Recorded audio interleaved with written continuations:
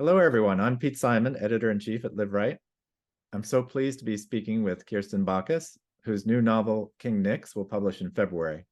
So many of the booksellers watching this video will remember your stellar debut, Lives of the Monster Dogs, which you published in 1997. It was a critical success, a prize winner, and a bestseller. Now, 27 years later, comes the follow-up, King Nix, an atmospheric contemporary Gothic novel that is every bit as propulsive and engrossing as its predecessor. My first question is one that I'm sure is on everyone's mind. Where have you been all this time?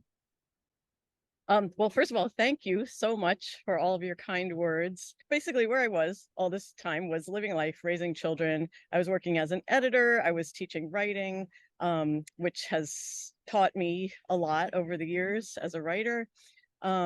And I also wanted to just say that, the success of Monster Dogs that you talked about, it had good reviews. It was blessed to get great reviews, but also a lot of its success came from word of mouth.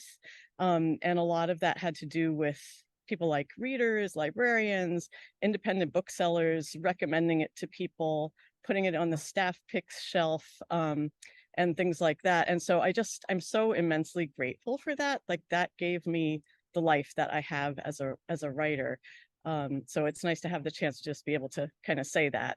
So Yeah. what is King Nix?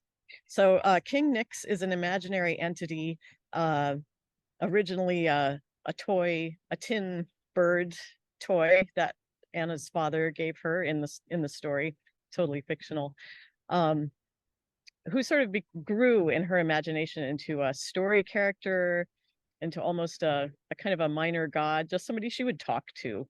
I don't think it's a spoiler to say that King Nix is sort of Anna's inner voice. It's a historical novel, but I think a lot of this still applies. Like what happens when women are directed away from their inner compass, and when they are complicit in directing themselves away from their inner compass, their inner voice, and how they can journey back to that.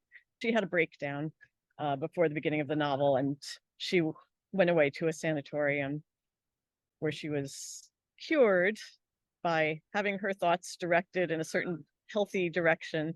And she very much has made her husband, she and the doctor together made her husband the keeper of her sanity and the keeper of the truth.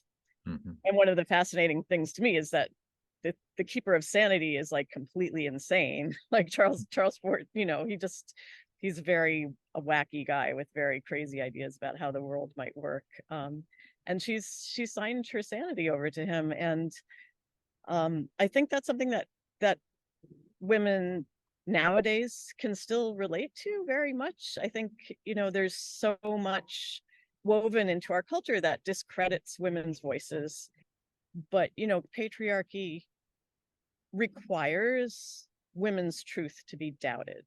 The elements of the novel that are so spooky and do give it the Gothic overtones are also a source of doubt for Anna, right? I mean, she can barely believe her eyes or what she's seeing, witnessing. She wonders whether she's imagining at some point. Very spooky and strange things start to happen that would make anyone doubt their sanity. Charles, her husband, is given the chance to finish writing his book, hosted by this wealthy man who lives on an island, and Anna goes with to support him, even though there's nothing for her to do on this isolated island. And on the way there, she learns that 3 girls have apparently gone missing from the island, and the police won't investigate. And Charles and everyone else that she meets sort of brushes this off and says, like, well, they told the police didn't investigate, so there must be nothing wrong.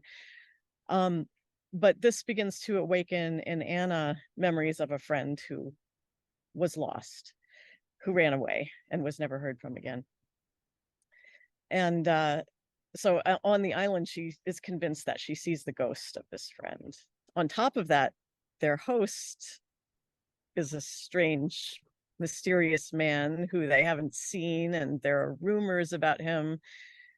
And she begins to wonder if he has invited them there for good reasons, or maybe not so benevolent reasons. You simply do not know where it's going to end up. And that's great pleasure. That's readerly pleasure right there.